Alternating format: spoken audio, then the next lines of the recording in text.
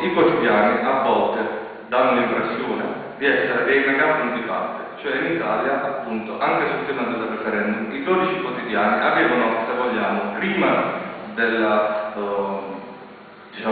necessità di informare il pubblico, avevano quasi l'obiettivo di essere il mezzo tramite cui gruppi che possono essere politici, ma anche politici nel senso meno stretto del termine, approfondire appunto, offrire il proprio punto di vista, sia all'opinione pubblica, ma anche per discutere tra di loro. Questa è stata un po' l'impressione avuta, è confermata nella fattispecie nel caso del bipolarismo, dove appunto il tema del referendum poi alla fine è stato,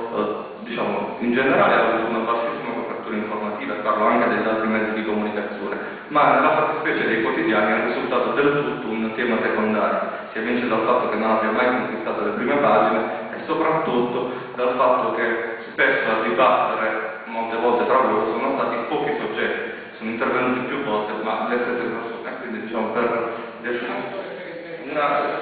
che richiama anche quella definizione di Forcella dei 1500